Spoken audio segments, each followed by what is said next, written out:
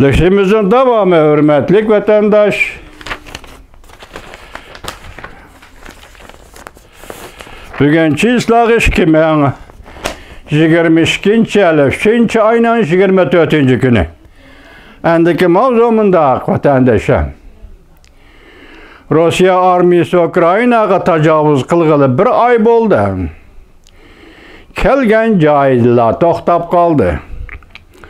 NATO Rusya armiyasidan tartqan talafotlar kishini cho'chitdi deb ko'rsatdi. Mavzuli xabar 3. ayının 24. gün Vanvitor biti e'lon qilindi. Xabar bunday boshlandi. Rusya armiyasi Ukraynaga tacavuz qılğılı 4 hafta boldu, bir ay boldu. G'arb davlatlari istihbarat ve tahlilchilar bunday ko'rsatdi. Rusya armiyasi Ukraynanın ko'p joylarida to'xtab qoldi.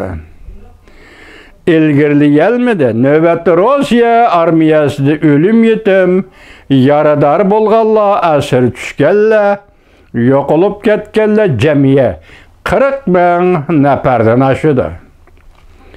Cümleden urushda o'lganlar 7 mingdan 15 minggacha yetib bordi.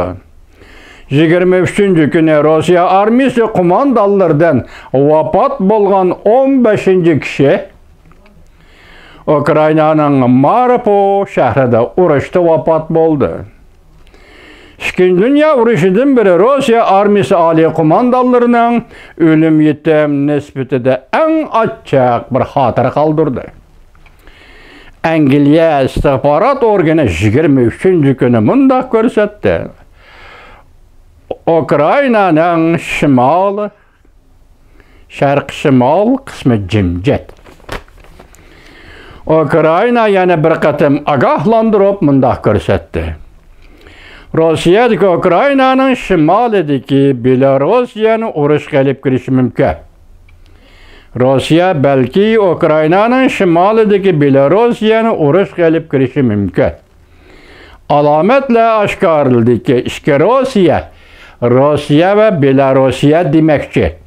İki devletning harbiy aslahalarini Belarusyaning hatta Ukraynaning chegarasiga to'plab Rossiyaning harakat kuchi yetishmasimi Ukraynaning nurg'un joylarini davomli bombardimon qilib, Ukraynaning sharqiy qismida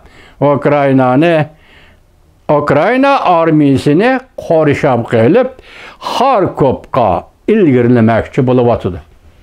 Masalan, shuningdek Xarkovni bir 2 qatim, 3 qatim Rossiya besib oldi, endi Rossiyani yana qo'g'lab chiqadi. Dahshat urush bo'ldi Xarkovda. Hozirgi Marakiv degani bu Kiyev shahrining sirtidagi kichik bir shahar ekan. Buni strategik siyosat o'rni harbiy ishlardagi bazi bo'lish o'rni Kiyev shahrini qo'g'dash jihatına aytım muhim ekan. Tunugun şuyadan Rusya armiyasini Ukrayna armiyasi qo'lab chiqadi vatandaşlar. Endi mana davomi. Yana bir xabar. Jungo tunugun Rusya jungo munosabatiga qilishmaydi deb madhiya degan edi. Endi bugun oldirab tinab bu gapni o'zgartirishga majbur bo'ldi. Mavzuli xabar 3. ayının 24. günü Amerika ovozning Xitoy til programmasi e'lon qilindi. Xabar bunday boshlandi. Hozir tahlilchilarning qarashi Xi Jinping bilan Vladimir Putinning o'rtasida nurg'un o'xshashlik bor. Ular har ikkilisi mustabidlar. Savdo sohasida bir-biriga sheriklar. Yadro quroli bor davlatning boshliqlari. Bir-biriga qo'shni davlatlar. O'xshashli Amerika bu ikki davlatning o'rtaq dushmani. Jungo aloqador taraflarning so'zlariga asoslanganda, Jungo bilan Rossiya o'rtasidagi do'stlik va hamkorlik cheksizlikka ega. Ikki davlat o'rtasida cheklangan rayon yo'q. Ikki davlat munosabatida cheklangan rayon yo'q. Lekin Ukrayna urushi portlash bilalli bu xil ikki davlatning qil sig'maydigan do'stlik munosabati xatarlik. Do'qmishga kelib qoldi. kishilar umumyuzlik mundaq gumonlanishga boshladi. Çünkü Rusya armiyasının Ukrayna qaratgan harbiy ishlar harakatida sheriklik munosabati rolini o'ynamdi yo'q. Rusya Ukrayna kirdi, çünkü bunun sheriklik munosabati o'ynayotgandi yo'q. Bosh elchi Chingan Jungo Sumroq televiziyasining ziyoratni qabul qilgan yuqorqi so'zlarga o'zgartish kirgizib, mundaq tuzatdi. Çünkü Rusya munosabati cheklangan rayon yo'q, lekin tayinlik bor.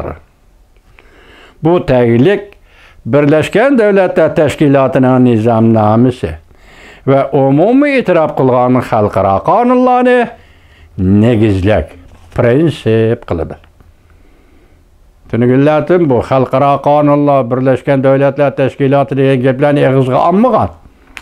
Endi bir kechada o'rindan turiblar, buni eg'izga ilib so'zlashga majbur bo'ldi. Buni bir shaxs emas, bir davlat qilyapti juma vatandosh. Demak, davlatning tentaklik qiladigan joylari bor, so'zlari bor degan gap. Tentaklik qilib eg'izdan chiqib ketdi Rossiya, chunki munosabatida cheklangan rayon yo'q. Cheksizlikka ega deyapti, buga uning qo'shimcha qilib yuqoridagi fikrni qo'shdi degan.